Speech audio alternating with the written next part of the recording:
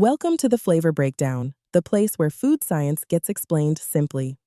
Marinades smell amazing and taste bold, but when you bite into a thick piece of meat, the flavor is mostly on the outside.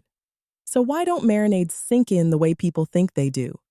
Today we're breaking down why marinades stay near the surface, how muscle structure, water chemistry, and molecule size all limit how far flavor can travel into meat.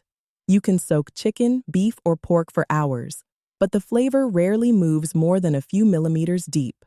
The outside tastes seasoned and vibrant, while the inside stays mostly unchanged.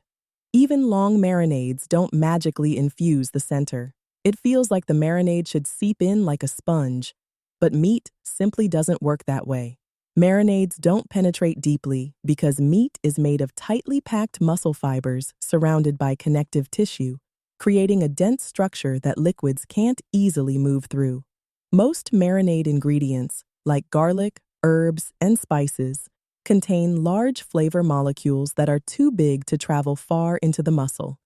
Even acids like vinegar or citrus don't cook their way inward. They only affect the outer surface by slightly denaturing proteins. Salt is the exception.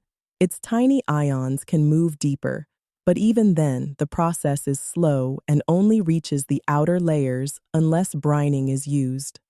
Oil-based marinades stay almost entirely on the surface because oil can't travel into water-based muscle tissue. In the end, marinades mostly season the exterior while adding moisture and aroma to the surface.